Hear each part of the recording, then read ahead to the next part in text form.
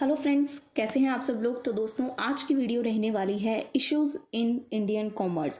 Guys, ये BCom third same का subject है और इसके ऊपर मेरी एक बहुत लंबी चौड़ी प्लेलिस्ट है। जिन बच्चों ने भी मेरे चैनल पर पहले उस प्लेलिस्ट को विजिट किया है तो उनको पता होगा बहुत सारे टॉपिक ऑलरेडी कवर हैं। बट आज की वीडियो जो रहेगी उसमें मैं कुछ नया कंसेप्ट लेके आई हूँ, यानी कि ऐसा नहीं है कि आपको सब कुछ दोबारा से करना पड़ेगा।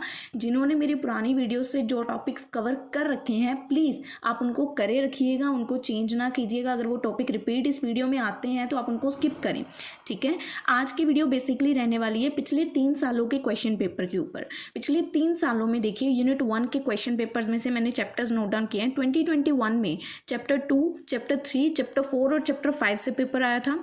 2022 में first, third, second and fifth और 2023 में first, third, fourth, second and fifth. तो रिपीट चैप्टर देखिए, सेकंड चैप्टर हर बार रिपीट हुआ है, थर्ड चैप्टर हर बार रिपीट हुआ है, फिफ्थ चैप्टर हर बार रिपीट हुआ है। तो इन तीनों चैप्टर्स के ऊपर बेसिकली आज की वीडियो रहेगी, जो हम यूनिट 1 से पिक करेंगे। देखिए, फर्स्ट चैप्टर भी कंटिन्यू नहीं है लास्ट ईयर में और फोर्थ चैप्टर भी कंटिन्यू नहीं है, ठीक है। तो हम लोगों ने सिर्फ 3 चैप्टर पिक किए हैं, सेकंड, थर्ड और फिफ्थ, क्योंकि आपको 2 क्वेश्चन तो अटेम्प्ट करने हैं ना यूनिट 2 में से। तो आपको दो चैप्टर्स और एक एक्स्ट्रा चैप्टर हम सेफ साइड लेके चलते हैं हमेशा ही। तो टोटल 3 चैप्टर्स। अगर इन तीनों में से किसी भी चैप्टर की आपने मेरी प्रीवियस वीडियोस देखी हैं तो आप लोग इस वीडियो में उन टॉपिक्स को स्किप ज़रूर कर दें। बट मैं थोड़ा सा लेटेस्ट वर्जन कह सकती हूँ, वीडियो की क्लैरिटी के साथ आपके लिए इस वीडियो में नोट्स लेके आई हूँ, जो कि आपको लर्न करने में बहुत ईजी होंगे। पुरानी वीडियोज़ की आपको पता है वीडियो क्वालिटी भी अच्छी नहीं है और थोड़ा बैकग्राउंड नॉइज़ भी ज़्यादा है। तो जिन्होंने अभी तक उनको नहीं देखा है तो वो इसी वीडियो से सारा कंसेप्ट अपना क्लियर ज़रूर करें, ठीक है। और अगर आपको लगता है कि आपको फर्स्ट चैप्टर करना चाहिए, फोर्थ में से कोई कंसेप्ट करना है, तो आप लोगों को मेरी प्रीवियस वीडियोस में मैंने आई थिंक थर्ड चैप्टर भी करवा रखा है, फर्स्ट भी करवाया है, सेकंड भी करवाया है, सारे करवा रखे हैं। बस इस वीडियो को अगेन क्रिएट करने की कंसेप्ट ये है कि वो पुरानी वीडियोज़ हैं, आज से आई थिंक 4 से 5 साल पुरानी वीडियोज़ हैं, तो जिसकी वजह से थोड़ा मुझे अपडेट करना पड़ रहा है वीडियोज़ को आपके लिए। तो सारे कंसेप्ट यहाँ पर मैं आपको क्लियर करूँगी कि क्या एग्जाम पॉइंट ऑफ व्यू से करने चाहिए। सबसे पहला क्वेश्चन, अब चैप्टर 2 के जितने भी क्वेश्चन है ना, सारे इस फर्स्ट क्वेश्चन से रिलेटेड हैं, तो प्लीज़ ये क्वेश्चन ध्यान से सुनिएगा, ठीक है। वीडियो को स्टार्ट करते हैं। इससे पहले आपके साथ एक छोटी सी इंपॉर्टेंट अपडेट शेयर करना चाहूँगी। आप सब लोग हमारे चैनल पर जितने भी व्यूअर्स न्यू हैं उनके लिए इंपॉर्टेंट अपडेट है कि आपको पता होगा हमारा एक पुराना टेलीग्राम का ग्रुप था जो किसी ग्लिच की वजह से गाइस डिलीट हो चुका है। तो नया टेलीग्राम का ग्रुप आपके लिए क्रिएट किया गया है, जिसका लिंक नीचे डिस्क्रिप्शन में है। तो प्लीज़ उस लिंक को ज़रूर ज्वाइन करें, आपका पब्लिक ग्रुप ज्वाइन हो जाएगा। अदरवाइज सेकेंड ग्रुप है हमारा जो है प्राइवेट, जहाँ पे आपको इस वीडियो के नोट्स भी प्रोवाइड किए जाएंगे। कुछ वीडियोस आएंगी जो प्राइवेट रहेंगी, उनके लिंक्स भी आपको उसी टेलीग्राम चैनल पर प्रोवाइड किए जाएंगे जो प्राइवेट रहेगा। अब उस प्राइवेट टेलीग्राम ग्रुप को ज्वाइन करने का क्या प्रोसीजर है,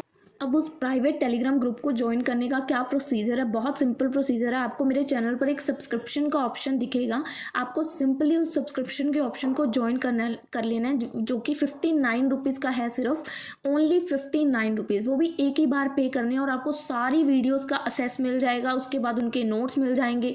जैसे जैसे वीडियोस आती जाएंगी वैसे वैसे ग्रुप्स में हम लोग नोट्स को अपडेट करते रह रहे हैं, ठीक है। तो अगर आपको वो ग्रुप ज्वाइन करना है, सिंपली आप लोग सब्सक्रिप्शन को ज्वाइन कर लीजिए। 1 मंथ की सब्सक्रिप्शन है, 59 रुपीज़ ओनली आपको पे करने हैं। आफ्टर दैट आपको मेरी इंस्टा की आईडी दिख जाएगी डिस्क्रिप्शन में, आप मुझे वहाँ कॉन्टैक्ट कर सकते हैं कि हमने दीदी ऐसे सब्सक्रिप्शन ज्वाइन कर ली है, आप हमें प्लीज़ टेलीग्राम के ग्रुप में ऐड कर दें, तो I will add you in the group. और ये मतलब ऐसा नहीं है कि मेरा रिप्लाई नहीं आपको आएगा। कितने बच्चों ने ज्वाइन किया और सब ने मुझे इंस्टा पर मैसेज किया है, क्योंकि अब मैसेजेस ज़्यादा हो जाते हैं, हो सकता है थोड़ा डिले हो, 1 to 2 आवर लग जाए मुझे रिप्लाई करने में, बट इसका मतलब ये नहीं होगा कि रिप्लाई ही नहीं आएगा। डेफिनेटली आपको रिप्लाई किया जाएगा। बस आपको, अगर आपने प्रोसीजर कंप्लीट कर लिया तो मुझे इन्फॉर्म ज़रूर कर देना है, ठीक है। फिर विद इन कुछ सेकंड से आपको मैं ग्रुप में ऐड कर दूंगी जैसे ही मैं मैसेज आपका सीन करूंगी।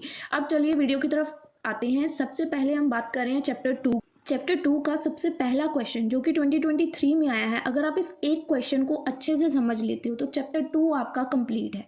बस एक क्वेश्चन ध्यान से समझना है, ठीक है। क्वेश्चन क्या है देखिए, foreign investment promotion board, FIPB chapter 2 का नेम है, फॉरेन इन्वेस्टमेंट प्रमोशन बोर्ड। ये क्या होता है और इसकी क्या फंक्शनिंग है। 2023 में ये आई थिंक 8 मार्क्स में क्वेश्चन आया था। 8 मार्क्स का आई थिंक चैप्टर 5 में से डाला था इन्होंने क्वेश्चन, तो मिक्सअप करके 2 चैप्टर्स को क्वेश्चन डाला था, ठीक है। अब देखिए, फॉरेन इन्वेस्टमेंट प्रमोशन बोर्ड पहले होता क्या है, इसकी डेफिनेशन क्या है। The foreign investment promotion board was a government body in India, जो कि एक इम्पॉर्टेंट रोल प्ले करती है फॉरेन इन्वेस्टमेंट्स को इनकरेज करने में भी। लोगों को बोलती है भी फॉरेन कंट्रीज को आओ और हमारी कंट्री में इन्वेस्ट करो, ठीक है। फॉरेन इन्वेस्टमेंट्स को इनकरेज करती है, फॉरेन इन्वेस्टमेंट्स को अप्रूवल देने का काम फॉरेन इन्वेस्टमेंट प्रमोशन बोर्ड करती है। पहले क्या होता था, फॉरेन कंट्रीज हमारी कंट्री में इन्वेस्ट करने आती थी तो उनको अप्रूवल की ज़रूरत पड़ती थी कि भाई हमें अप्रूवल चाहिए तो अप्रूवल दो, और वो अप्रूवल कौन देता था, वो approval foreign investment promotion board उनको प्रोवाइड करता था, ठीक है। फॉरेन ये जो FIP है ये कब इस्टेब्लिश हुआ था, क्यों इस्टेब्लिश हुआ था, it was establish to promote, ताकि फॉरेन डायरेक्ट इन्वेस्टमेंट को और प्रमोट किया जा सके और इंश्योर किया जा सके कि जो फॉरेन इन्वेस्टर्स हैं could easily invest in India, कि वो ईजिली इंडिया में इन्वेस्ट कर पाएँ, इंडिया की वेरियस इंडस्ट्रीज में इन्वेस्ट कर पाएँ और कंट्री के जो भी नियम या कानून है उनको फॉलो करते हुए हमारी कंट्री में इन्वेस्ट कर पाएँ। सो FIPB work under department of economic affairs in the ministry of finance. FIP कहाँ काम करता था, मतलब FIP हमारे इकोनॉमिक अफेयर्स वाले डिपार्टमेंट के अंडर वर्क करता था, ठीक है। FIPB का मेन पर्पस क्या था, इसका प्राइमरी गोल था इनकरेज फॉरेन इन्वेस्टमेंट, यानी कि अट्रैक्ट करना फॉरेनर्स को कि आओ हमारी कंट्री में इन्वेस्ट करो, हमारी इकोनॉमिक ग्रोथ प्रमोट होगी जिससे। सेकंड, प्रोसेस को बिल्कुल सिंपल कर देना, यानी कि single window clearance for foreign investors, कि उनको अगर अप्रूवल की ज़रूरत पड़ रही है उनको एक ही बार में अप्रूवल मिल जाना चाहिए। थर्ड, बैलेंस डेवलपमेंट, इंश्योर करना कि जो फॉरेन इन्वेस्टमेंट्स हैं वो स्प्रेड अक्रॉस सेक्टर की ओवरऑल डेवलपमेंट पूरे मतलब सेक्टर की हो, पूरे अक्रॉस सेक्टर में उसको बूस्ट किया जाए। अब बात करते हैं, ये तो हो गया कि पर्पस क्या है FIPB का, बट उसकी फंक्शनिंग क्या थी। फंक्शनिंग ऑफ FIPB, तो प्रोसेसिंग FDI प्रपोजल, सबसे पहली फंक्शनिंग क्या थी कि उसने जो प्रपोजल्स आते थे उनको अप्रूव, उनका प्रोसेस करना था, ठीक है। कुछ सर्टन सेक्टर्स थे जहाँ पे गवर्नमेंट के अप्रूवल की ज़रूरत पड़ती थी, अगर फॉरेनर्स ने हमारी कंट्री में इन्वेस्ट करना है तो वहाँ गवर्नमेंट का अप्रूवल ज़रूरी होता था, जैसे कि डिफेंस, मीडिया और एविएशन के सेक्टर्स में। तो कंपनीज इंटरेस्टेड जो भी होती थी इन्वेस्ट करने में इन सेक्टर्स में, उनको सबसे पहले उनका एक प्रपोजल FIPB को सबमिट करना होता था। FIPB उसको फिर रिव्यू करता था, स्क्रीनिंग एंड इवैल्यूएशन देखिए, रिव्यू करता था, इवैल्यूएट करता था। FIPB केयरफुली रिव्यू सच प्रपोजल, उस प्रपोजल को अच्छे से भी रिव्यू करता था, इंश्योर करता था कि वो हमारी कंट्री की, इंडिया की जो भी फॉरेन डायरेक्ट इन्वेस्टमेंट पॉलिसी है उसके साथ पूरी तरह मतलब मेल खा रही है, रूल्स एंड रेगुलेशंस को फॉलो कर रही है कि नहीं कर रही है। इसमें वो फैक्टर्स देखता था लाइक इन्वेस्टर का क्या बैकग्राउंड है, प्रपोज जो प्रोजेक्ट किया गया है उसका हमारी इकॉनमी पे क्या असर पड़ेगा, क्या अलाइनमेंट इंडियन डेवलपमेंट गोल्स में इसका होगा, मतलब इससे हमारी इंडिया की डेवलपमेंट होगी या नहीं होगी। तो उस पूरे प्रोजेक्ट को वो स्क्रीन और इवेल्युएट करता था, रिव्यू करता था। Then inter departmental coordination, then FIP collaborate with the government departments, other government department जैसे कि ministry of commerce and industry, ताकि वो प्रपोजल को और अच्छे से इवेल्युएट कर पाए।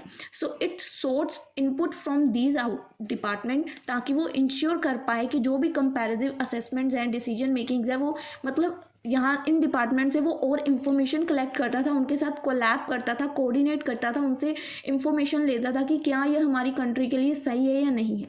देन उसके बाद वो डिसाइड करता था कि उसने उस जो भी उसको प्रपोजल आया उसको एक्सेप्ट करना है या रिजेक्ट करना है। आफ्टर इवेल्युएशन, इवेल्युएट कर लिया, एग्जामिन कर लिया प्रपोजल को, FIP यहाँ तो उसको अप्रूव करता है, यहाँ तो उसको रिजेक्ट करता है। ये डिपेंड करता है कि उसके मेरिट्स क्या हैं, ये डिपेंड करता है कि उसके मेरिट्स क्या हैं, कि वो हमारी कंट्री के लिए अच्छा है, हमारी पॉलिसीज़ के साथ कंप्लाई कर रहा है कि नहीं कर रहा है। सो अप्रूव्ड प्रपोजल, जब वो प्रपोजल फॉर एग्जांपल अप्रूव हो गया, approved proposal were sent to the relevant ministry, अगर वो अप्रूव हो जाता है तो उसको सेंड किया जाता है रेलेवेंट मिनिस्ट्री, ताकि उस प्रपोजल को इम्प्लीमेंट किया जा सके।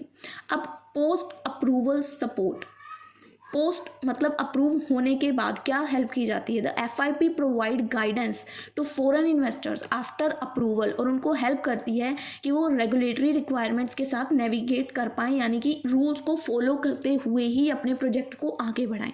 ठीक है, अब ये तो हो गई उनके फंक्शनिंग कि कैसे वो काम करता है, क्या फंक्शनिंग है।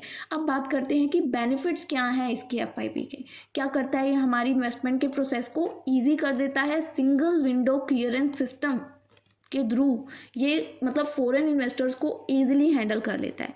ये रिड्यूस करता है उनका ब्यूरोक्रेटिक हर्डल्स, जो भी मतलब रास्ते में रुकावटें आनी थी उनको हटाता है और ईजी कर देता है उनके लिए प्रोसीजर को भी। आओ और आप लोग इसको ईजिली अपने प्रपोजल को इम्प्रूव करो, यानी कि अप्रूव करवाओ। सेकेंड, इससे हमारी फॉरेन इन्वेस्टमेंट इंक्रीज हुई थी, क्योंकि ये बहुत पहले लॉन्च हुआ था 1990s में। आई थिंक ये हमारा जो सिस्टम है FIPV वाला आया था, ठीक है। अब ये अबॉलिश हो चुका है, इसके बारे में मैं आगे आपको बताऊंगी। अब देखिए इसने इंक्रीज की फॉरेन इन्वेस्टमेंट्स को। Second, sector specific focus, it ensure कि इन्वेस्टमेंट इन सेक्टर्स जो कि क्रिटिकल है नेशनल डेवलपमेंट और इकोनॉमिक ग्रोथ में, उन पे स्पेसिफिक फोकस दिया जाए। उसके बाद कॉन्फिडेंस अमंग इन्वेस्टर्स, ट्रांसपेरेंट और स्ट्रक्चर अप्रूवल का जो प्रोसेस है कहीं ना कहीं फॉरेन इन्वेस्टर्स को ईजिली कह सकते हैं अट्रैक्ट करता है। इन्वेस्टर्स का कॉन्फिडेंस बूस्ट करता है कि ट्रांसपेरेंट स्ट्रक्चर है, हमें सब पता है कि क्या प्रोसीजर चल रहा है। अब बात हो गई हमारे बेनिफिट्स की। अब लिमिटेशंस क्या है, क्योंकि हर चीज़ के अगर पॉजिटिव पॉइंट्स हैं तो कहीं ना कहीं उसके नेगेटिव भी होंगे। अब ये लिमिटेशंस क्या है कि डिसीजन लेने में कहीं ना कहीं इसमें देर हो जाती है, क्योंकि FIP का जो प्रोसेस है उसमें बहुत सारे डिपार्टमेंट्स की इन्वॉल्वमेंट होती है। हर डिपार्टमेंट के साथ कोऑर्डिनेट करना, मतलब उनको कंसीडर करना, डिसीजन मेकिंग में उनका पॉइंट ऑफ व्यू देखना, तो कहीं ना कहीं डिले हो जाता है डिसीजन लेने में। सेकंड, लिमिटेड अथॉरिटी होती थी। FIP के पास only handle proposal require government approval. FIP सिर्फ उन्हीं प्रपोजल को हैंडल करता था जिनको गवर्नमेंट अप्रूवल की ज़रूरत होती थी। अदर सेक्टर्स में अगर कोई इन्वेस्टमेंट आती थी तो वो ऑटोमेटिक रूट के थ्रू जाती थी, तो जिससे जो इसका स्कोप है FIPB का वो कहीं ना कहीं कम हो जाता था या रिड्यूस हो जाता था। थर्ड, टेक्नोलॉजी अडेप्शन की कमी थी। पहले लोगों के पास 1990s की बात कर रही हूँ, 1990 की, ये तब आई थी पॉलिसी, तो तब लोगों के पास टेक्नोलॉजी अडेप्शन नहीं थी, कमी थी लोगों के पास। Processes often rely on traditional methods, जो कहीं ना कहीं स्लो कर देते थे हमारे मॉडर्न डिजिटल सिस्टम को। अब इसका प्रोसेस क्या है, कैसे ये काम करता था। फर्स्ट प्रपोजल को सबमिट किया, देन उसको वो रिव्यू करेगा, हमने ऊपर भी देखा, ठीक है। देन स्टेक होल्डर्स के साथ उसको कंसल्ट करेगा, कि कंसल्ट करना है, मिनिस्ट्री के साथ देखना है, सारा डिपार्टमेंट्स के साथ देखना है। उसके बाद वो डिसाइड करेगा कि उसको एक्सेप्ट करना है या रिजेक्ट करना है। देन पोस्ट अप्रूवल, ये सेम ऊपर वाला आई थिंक रिपीट लिख दिया।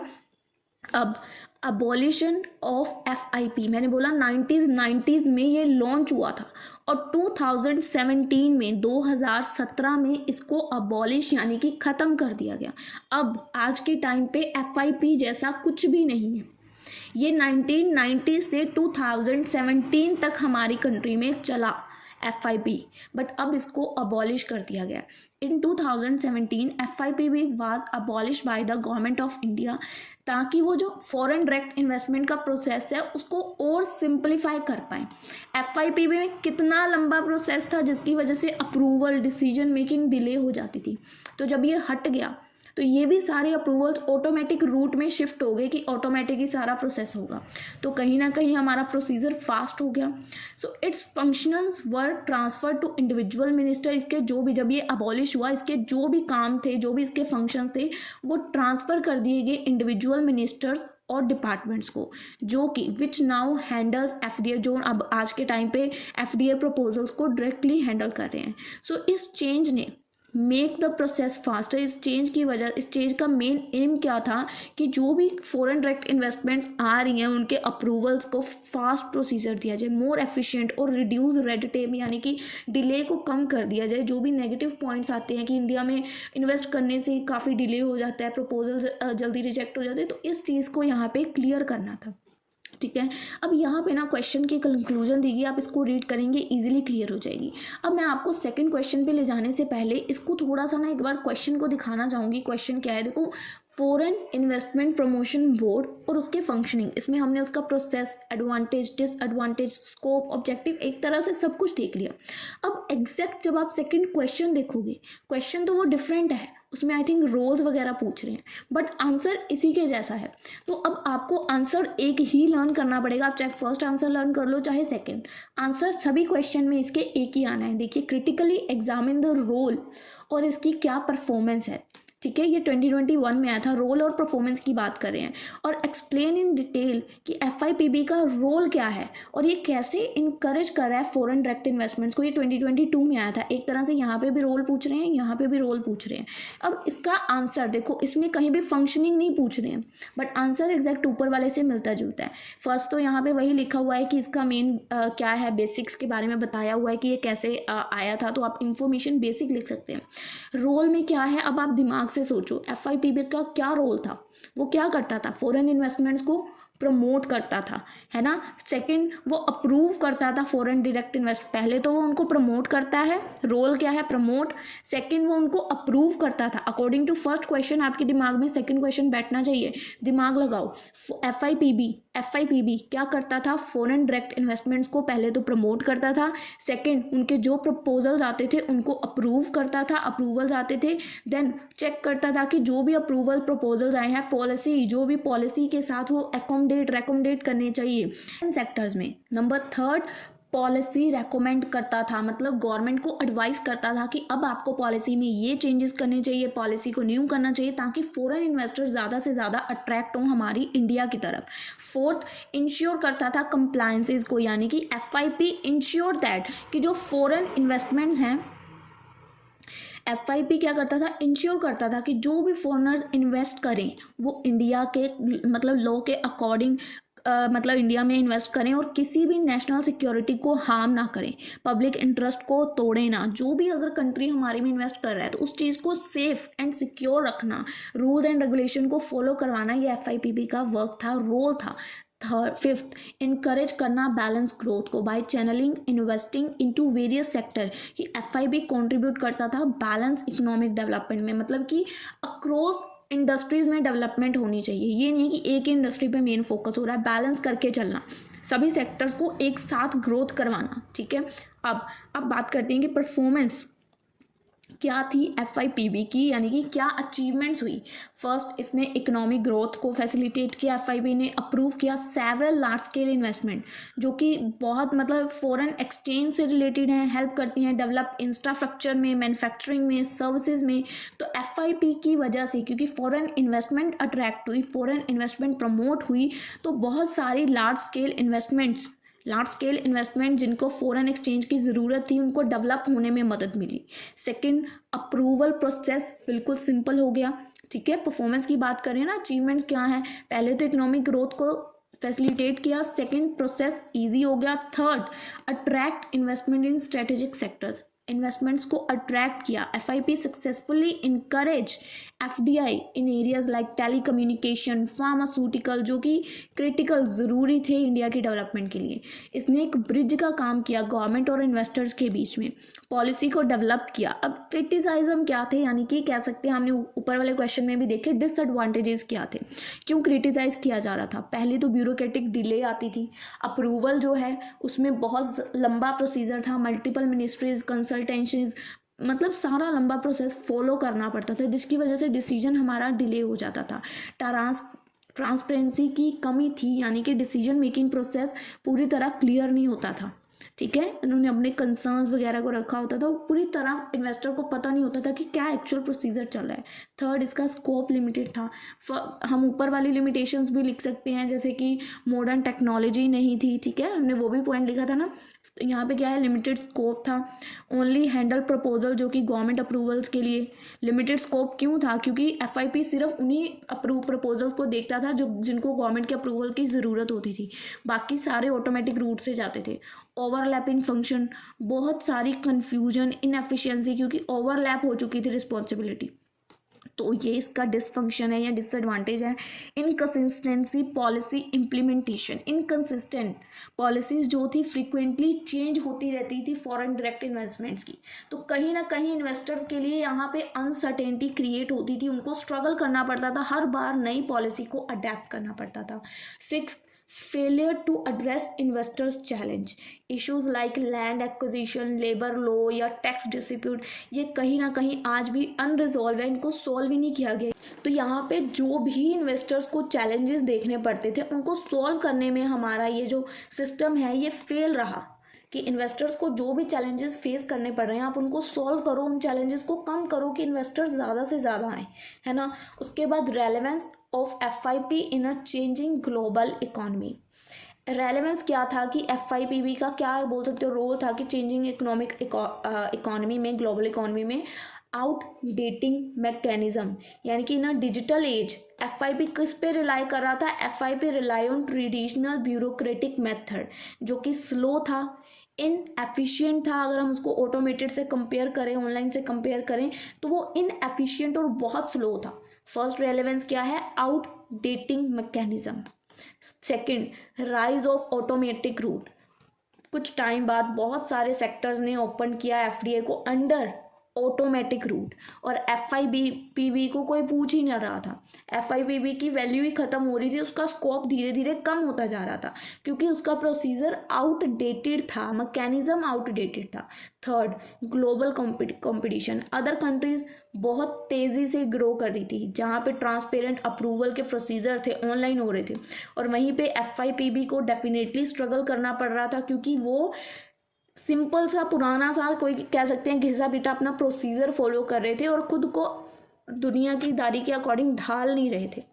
ठीक है, तो स्टेप्स क्या लिए गए गवर्नमेंट के थ्रू, गवर्नमेंट ने अब एक टाइम के बाद क्योंकि लोग उसको यूज़ ही नहीं कर रहे हैं तो उस सिस्टम को अबॉलिश कर दिया गया 2017 में, ऊपर वाला ये। उसके बाद न्यू ऑनलाइन सिस्टम को इंट्रोड्यूस किया गया, ऑनलाइन न्यू पोर्टल को लॉन्च किया गया FDI के अप्रूवल्स के लिए, जिसमें हमारी जो फिज़िकल इंटरेक्शन की ज़रूरत नीड है वो कम हो गई कि हमें फिज़िकली काम नहीं करना पड़ेगा, क्योंकि अब ऑब्वियस है ह्यूमन काम करेगा तो काम तो धीरे धीरे ही होगा। एक इंसान के पास तो दिन के 12 घंटे ही होते हैं, तो उसको ऑनलाइन में कन्वर्ट कर दिया गया। अब एक एक दिन में 10-10 दिनों का काम हो जाता है, तो यहाँ पे फिज़िकल इंटरेक्शन की ज़रूरत अब कम हो गई और काम स्पीड से होने लगा।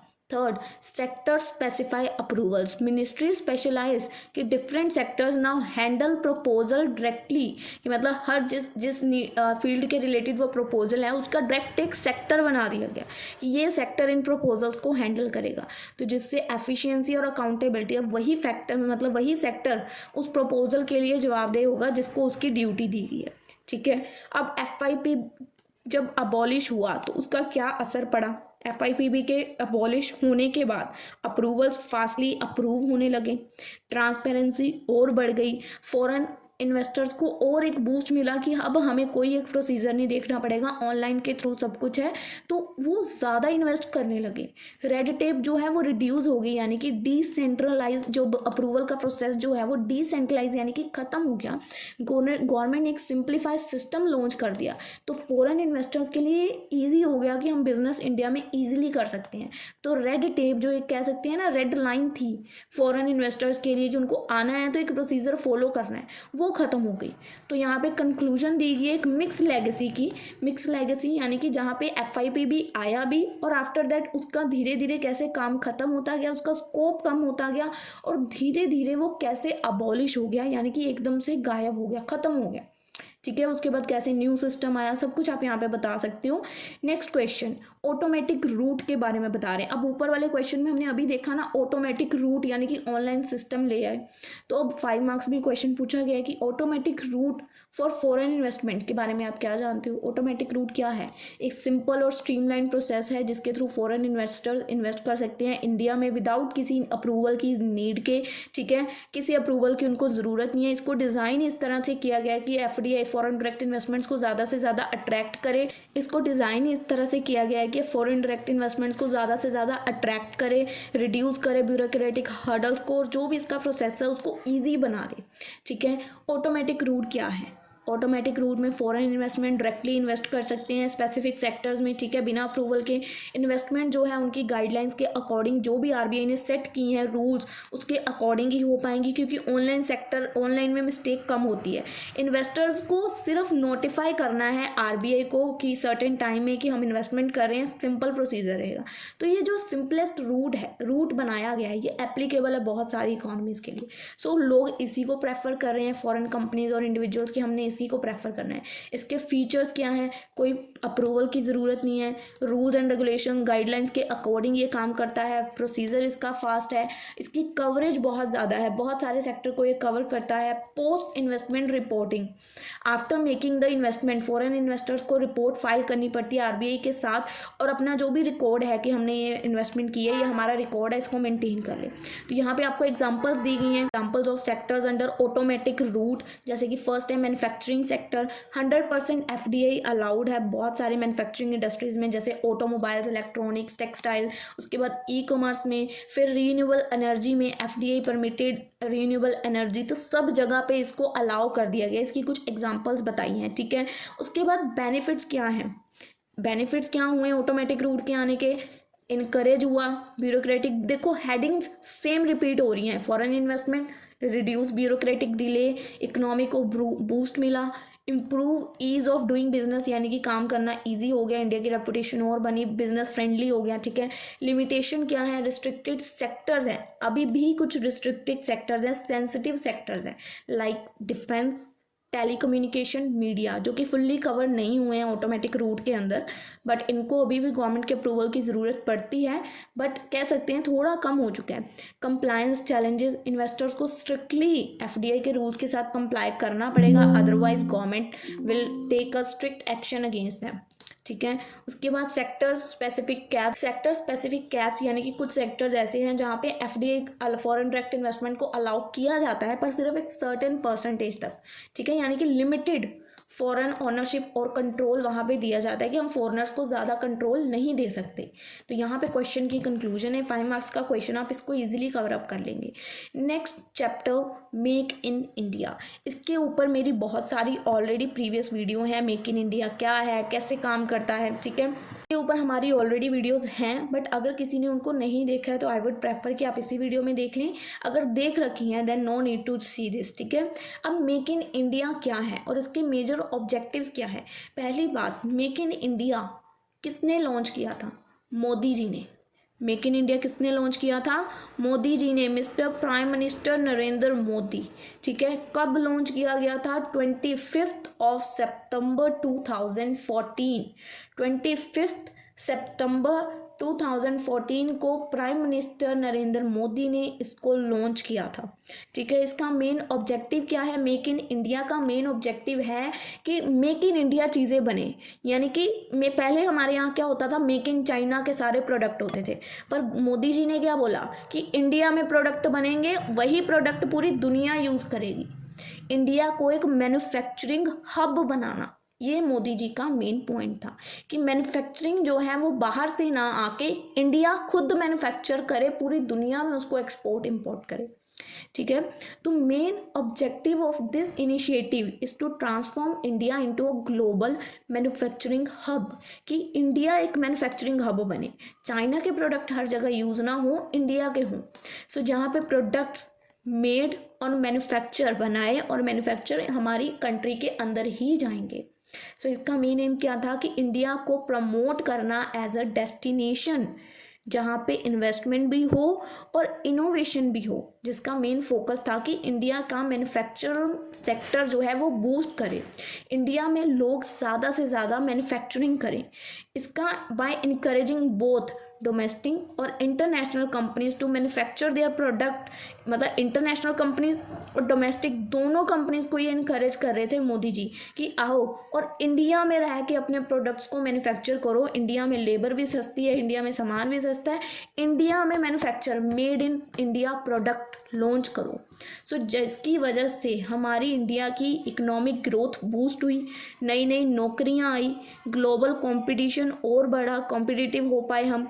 डिपेंडेंसी कि मतलब दूसरी कंट्रीज़ पे पहले हम डिपेंड करते थे कि वहाँ पे प्रोडक्ट मैन्युफैक्चर होगा तो हमारे पास आएगा, बट अब इंडिया खुद एक मैन्युफैक्चरिंग हब बन चुकी है, तो हम लोगों पे अब डिपेंड नहीं करते कि कब उनके यहाँ से माल हमारे पास आएगा तो हम उसको यूज़ करेंगे। गाइस ये जो इनिशिएटिव है ये कवर करता है वाइड रेंज ऑफ सेक्टर्स को, लाइक इसमें automotive, electronics, defence, textiles, pharmaceutical, renewable energy, बहुत सारे सेक्टर्स हैं जो इंक्लूड हैं।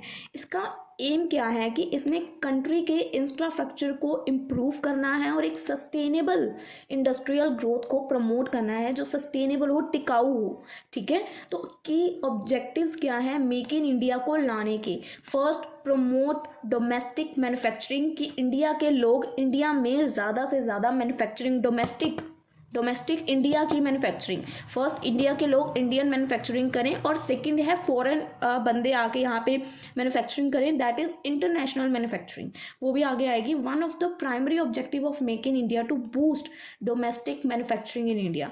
Government seeks to increase the manufacturing sector, की इंडिया के अंदर डोमेस्टिक मैन्युफैक्चरिंग सेक्टर्स को इंक्रीज किया जाए, जिससे इंडिया की जीडीपी इंक्रीज होगी, शेयर्स बढ़ेंगे, एक स्ट्रॉन्ग फाउंडेशन क्रिएट होगा लोकल प्रोडक्शंस के लिए, bye promoting the development of local industries, और उनको इनकरेज करना सेल्फ सफिशिएंसी के लिए। इंडिया का एम है कि इसकी जो डिपेंडेंसी है अदर कंट्रीज़ के ऊपर की छोटी छोटी चीज़ों के लिए हमें डिपेंड रहना पड़ता है, वो ख़त्म हो जाए, लोकल जॉब्स ज़्यादा से ज़्यादा क्रिएट हों, इकोनॉमिक ग्रोथ बढ़े। सो हम इस चीज़ को कैसे अचीव कर सकते हैं? Policies that encourage Indian businesses to increase production within the country. यहाँ ऐसी पॉलिसीज को इनकरेज किया गया कि जो हमारे इंडिया के बिजनेस की प्रोडक्शंस को इंक्रीज करें कंट्री के अंदर। इसका मेन फोकस रहा इंडस्ट्रीज़ के ऊपर, लाइक इलेक्ट्रॉनिक्स, ऑटोमेटिव्स और टेक्सटाइल, जिनकी ग्रोथ की पोटेंशियल बहुत ज़्यादा हाई है हमारी कंट्री के अंदर। सेकेंड, एम्प्लॉयमेंट की अपॉर्चुनिटीज़ को क्रिएट करना। फर्स्ट, डोमेस्टिक मैन्युफैक्चरिंग को इम्प्रूव या कह सकते हो बूस्ट करना। सेकंड, अब ऑब्वियस है जब इंडस्ट्रियल सेक्टर बढ़ेगा उसको बूस्ट मिलेगा, क्रिएशंस होंगी, तो जॉब और एम्प्लॉयमेंट अपॉर्चुनिटीज़ नई नई क्रिएट होंगी, क्योंकि इंडिया की सबसे लार्ज पॉपुलेशन है, स्पेशली यहाँ पे यूथ है जिनको बहुत सारे चैलेंजेस फेस करने पड़ते हैं, उनको नौकरियाँ नहीं मिलती हैं, अनएम्प्लॉयड है। सो मेक इन इंडिया का मेन एम है कि टैकल करना इस इशू के साथ, जितनी ज़्यादा से ज़्यादा हो जॉब्स को इंडिया में क्रिएट करना, मैन्युफैक्चरिंग सेक्टर्स, इंडस्ट्रियल सेक्टर्स को इंडिया में लेके आना। So with the growth of domestic manufacturing नई इंडस्ट्रीज़ इंडिया में आएंगी, फॉरेन इन्वेस्टर्स आएंगे, तो मिलियंस ऑफ जॉब अपॉर्चुनिटीज़ भी तो क्रिएट होंगी ना। तो कैसे हम इस एम को अचीव कर सकते हैं? न्यू फैक्ट्रीज़ को सेटअप, न्यू फैक्ट्रीज़ और इंडस्ट्रीज़ इनकरेज करना, जो भी ग्रोथ है स्मॉल या मीडियम एंटरप्राइजेज़ की, लार्ज स्केल इंडस्ट्रीज़ की, उसको इनकरेज करना ग्रोथ को। सो ये जो एफर्ट्स हैं, एक्सपेक्टेड कि जो अनएम्प्लॉयमेंट है कम हो जाएगी, और जो हम सपोर्ट कर रहे हैं poverty alleviation through increase income, कि लोगों की इनकम ज़्यादा से ज़्यादा जनरेट कर पाए, वो इसके थ्रू हम लोग कर पाएंगे। Third, increase foreign direct investment, FDI. Foreign direct investment एक इंडियन इकोनॉमी को बूस्ट करने में, इकोनॉमिक डेवलपमेंट को बहुत बड़ा रोल प्ले करती है।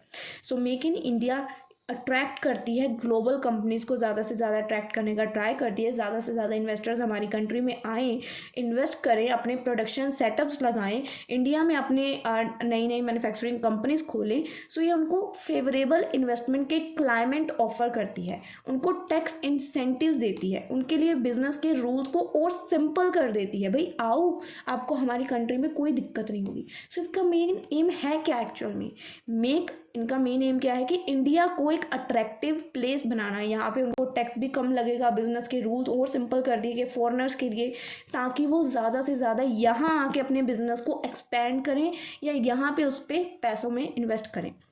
सो इस गोल को, जो एफडीआई को ज़्यादा से ज़्यादा अट्रैक्ट करना है, कैसे अचीव किया जा सकता है? कैसे अचीव करेंगे हम इसको? हम उनको टैक्स ब्रेक्स ऑफर करेंगे, उनको सब्सिडीज, इंसेंटिव्स देंगे फॉरेन कंपनीज को, improve ease of doing business, उनके बिजनेस के करने के तरीके को इम्प्रूव करेंगे, उनको रेगुलेटरी रूल्स रेगुलेशंस की हर्डल्स को कम करेंगे कि वो ईजिली यहाँ पे अपने बिजनेस को स्टेबल कर पाएँ। मल्टीनेशनल कॉरपोरेशंस को अट्रैक्ट करेंगे अपने manufacturing products locally rather than importing then. जो हमारे मैन्युफैक्चरिंग प्रोडक्ट्स हैं जो लोकल के हैं उनको यूज़ करेंगे रादर देन कि हम बाहर से इंपोर्ट करवाएं और उनको मतलब यूज़ करें, नहीं, अपने प्रोडक्ट्स को उनको देंगे। फोर्थ गोल क्या है? प्रमोट इनोवेशन, रिसर्च और डेवलपमेंट।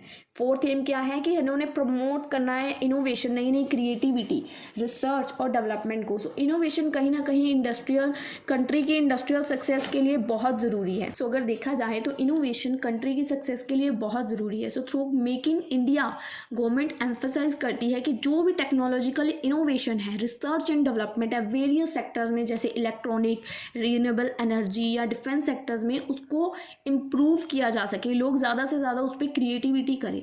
सो इसका मेन एम है क्या? The goal is to not only enhance Indians production capacity but also improve the quality of its product through cutting edge technology। मतलब इनका मेन गोल क्या है कि ये नहीं चाहते कि सिर्फ इंडिया की प्रोडक्शन कैपेसिटी बढ़े बट उसकी क्वालिटी भी इम्प्रूव हो। तो हम इस गोल को, ये जो इनका गोल है, इनोवेशन, नई नई क्रिएटिविटी हो, क्वालिटी मेंटेन हो, रिसर्च हो, डेवलपमेंट हो, कैसे अचीव कर सकती है इस गोल को। So investment in R and research and development and encourage innovation in industrial sector, collab करें इंडियन कंपनीज और इंटरनेशनल बिजनेसेस के साथ। Third, development of new products और सर्विसेज जो कि compete करें हमारे मतलब इंडिया के ग्लोबल लेवल पे प्रोडक्ट्स के साथ, ग्लोबल मार्केट्स के साथ जो compete कर पाए। फिफ्थ गोल क्या है कि इकोनॉमिक ग्रोथ को बूस्ट करना। मेक इन इंडिया का एम क्या है, इनिशिएटिव एम क्या है कि make manufacturing one of the main pillar of India, कि मैन्युफैक्चरिंग एक इंडिया का मेन मजबूत पिलर बन जाए, कि मैन्युफैक्चरिंग का मेन अड्डा ही इंडिया माना जाए। सो बाय प्रमोटिंग लोकल प्रोडक्शन और reduce the need of import, कि ज़्यादा से ज़्यादा हम इंडिया में मैन्युफैक्चर करें और बाहर से प्रोडक्ट्स को कम ही इम्पोर्ट करें। So India can increase its export, क्योंकि इम्पोर्ट हमने मंगवाना कम कर दिया, अब हमारे ज़्यादा से ज़्यादा एक्सपोर्ट हो रहे हैं प्रोडक्ट और हमारा ट्रेड बैलेंस बढ़ रहा है, बाहर की करेंसी इंडिया में आ रही है, इंडिया की करेंसी बाहर नहीं जानी चाहिए।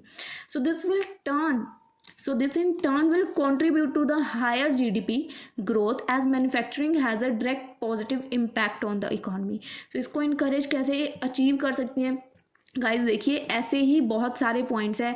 इम्प्रूव इंफ्रास्ट्रक्चर को इम्प्रूव करना, फिर उसको कैसे अचीव कर सकते हैं, ये सारे गोल्स हैं मेक इन इंडिया के।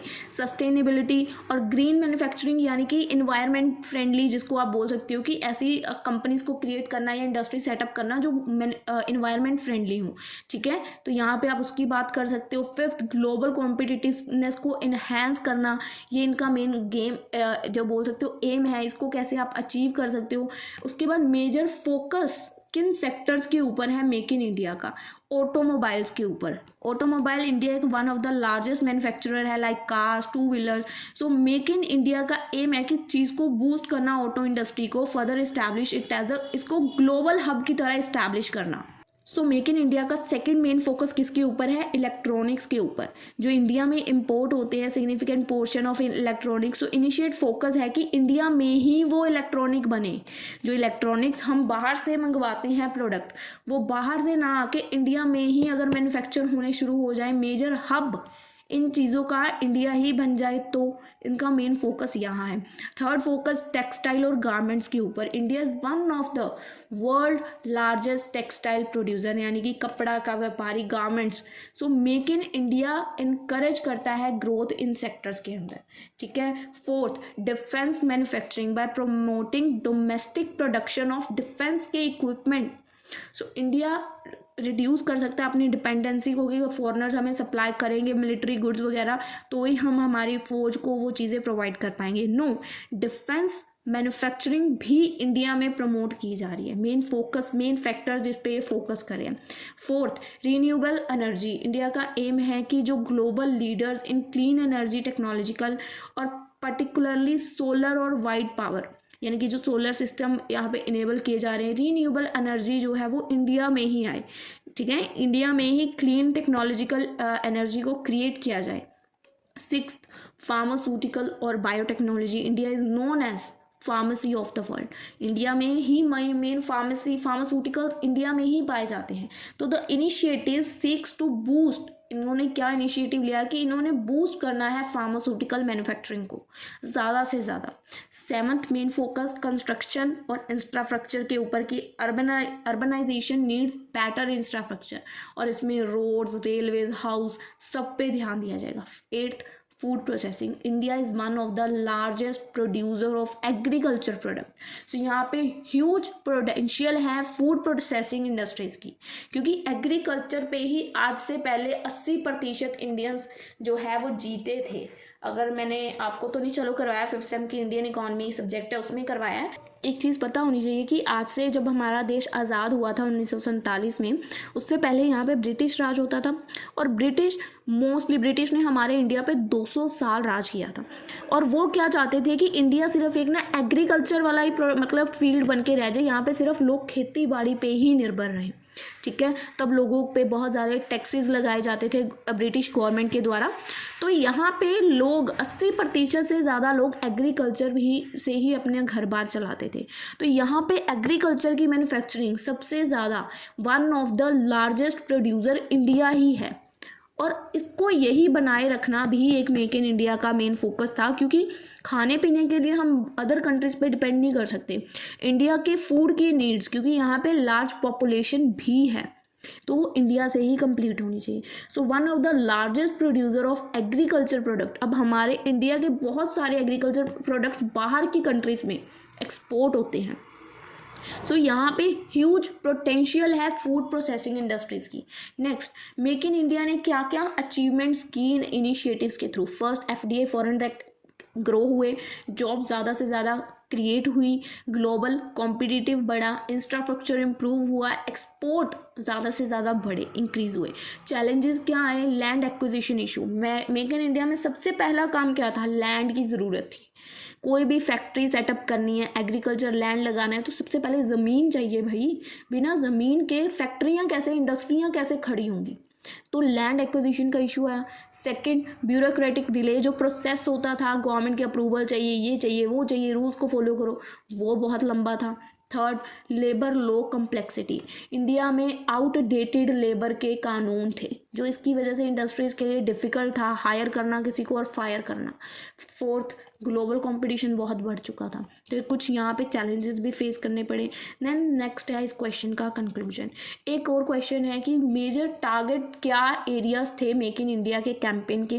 What are the major target areas make in India campaign, और उसको डिटेल में बताना है. मेजर टारगेट किन किन एरियाज पे किया, मतलब अब इसको मैं डिटेल में तो नहीं बताऊंगी आपको कि मेक इन इंडिया का मेन टारगेट कौन कौन से सेक्टर्स थे. मैं आपको स्टार्टिंग में थोड़ा थोड़ा बताऊँ. सबसे पहले उन्होंने मेन टारगेट किया ऑटोमेटिव सेक्टर को. इसका मेन गोल क्या था कि इंडिया को जो ग्लोबल हब बनाना है जहाँ पे ऑटोमोबाइल मैन्युफैक्चरिंग हो.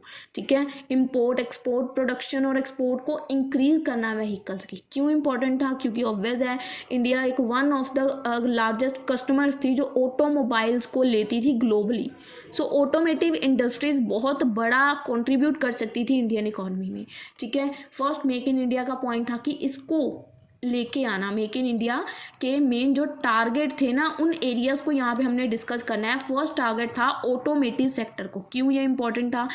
इसके कहाँ कहाँ फोकस किया? FDI पे फोकस किया, इलेक्ट्रिक व्हीकल्स पे फोकस किया, मैन्युफैक्चरिंग और एक्सपोर्ट पे फोकस किया. और एक्सपेक्ट क्या किया था हमने? क्या एक्सपेक्टेड आउटकम्स थे कि जो प्रोडक्शन की कैपेसिटी है वो इंक्रीज होगी, पोटेंशियल एक्सपोर्ट बढ़ेगी हमारे, और millions of jobs automotive industry में क्रिएट होंगी. ठीक है, तो इन्होंने मेन फोकस जो टारगेट एरियाज थे वो फर्स्ट ये था.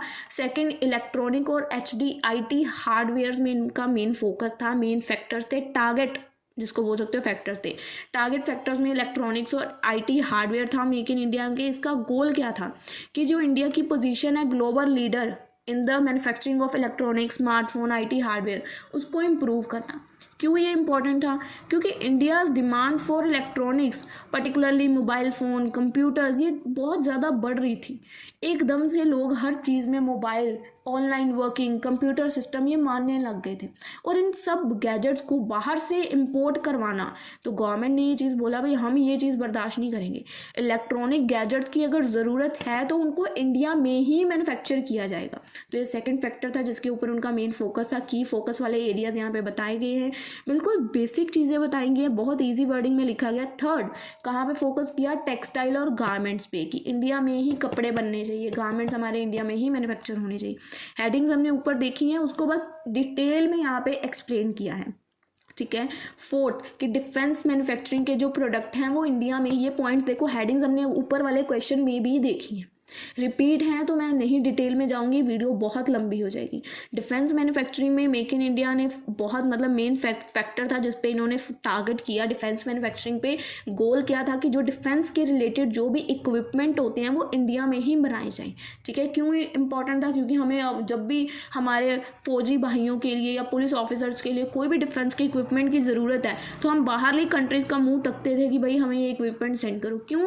इंडिया में मैन्युफैक्चरिंग नहीं हो सकती? करो उस चीज़ को, ठीक है। तो की फोकस के एरिया वगैरह यहाँ पे आप बता सकते हो। उसके बाद रीन्यूएबल एनर्जी यानी कि जो सोलर सिस्टम वगैरह मैंने आपको बताया, ठीक है।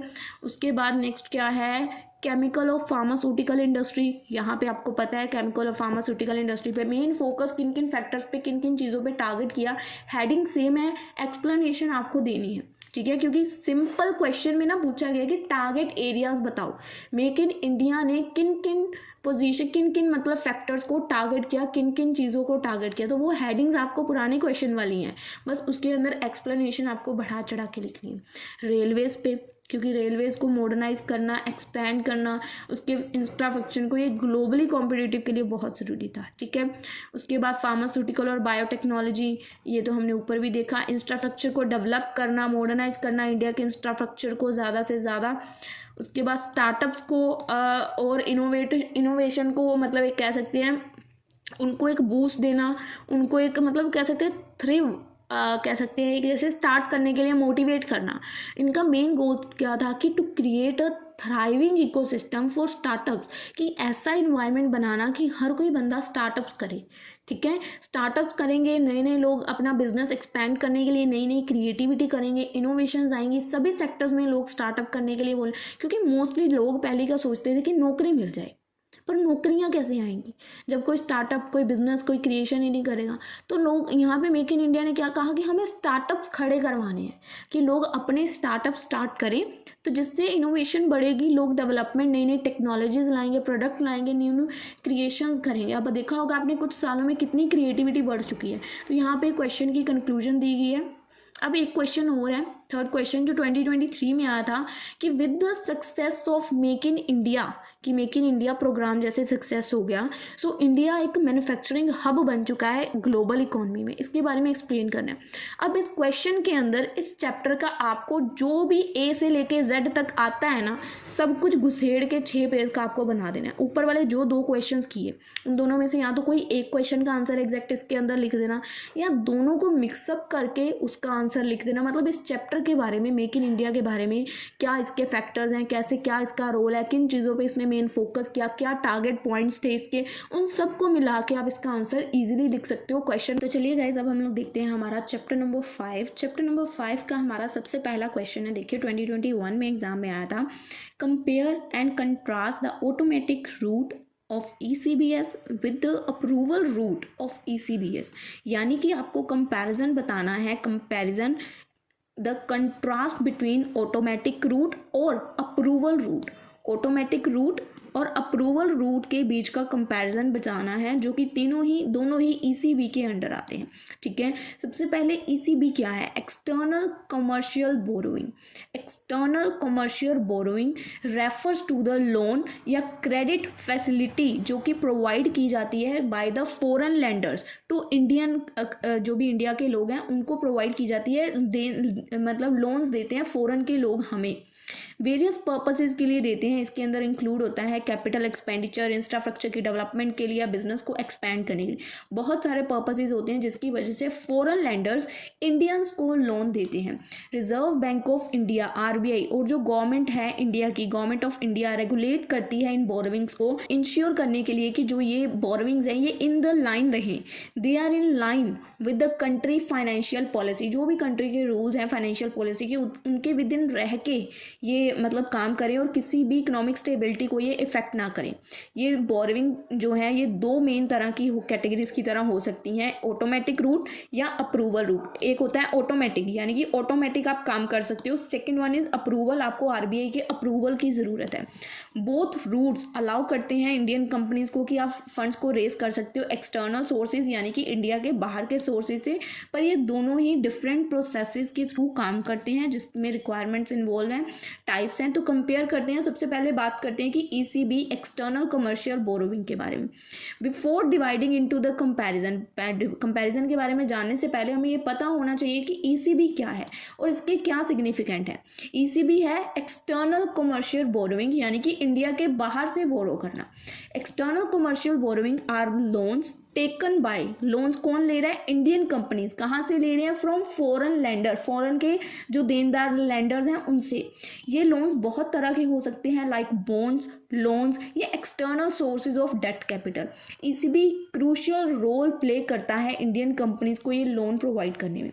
ECB are the crucial for Indian companies as they provided access to large, क्योंकि उनको एक बड़ा पूल मिल गया पैसों का, फॉरनर्स जो हैं वो प्रोवाइड कर रहे हैं, तो large pool of fund at a potential lower, और उसका इंटरेस्ट रेट भी उनको कम पड़ता है। डोमेस्टिक जो हमारे इंडिया के इंटरेस्ट रेट है उससे फॉरेन का इंटरेस्ट रेट उन्हें बहुत कम पड़ता है। तो कहीं ना कहीं वेरियस बिजनेस के फाइनेंसेस को ये हेल्प करता है, इंक्लूड करता है इंफ्रास्ट्रक्चर के प्रोजेक्ट्स को एक्सपैंड करता है, ऑपरेशंस को। तो न्यू बिजनेस को सेटअप करने में कहीं ना कहीं ईसीबी बहुत बड़ा रोल प्ले करता है, क्योंकि लोगों को फाइनेंस की ज़रूरत तो पड़ती है और वो फाइनेंस वो फॉरेन लेंडर से लेते हैं जहां उन्हें इंटरेस्ट रेट कम पे करना पड़ता है।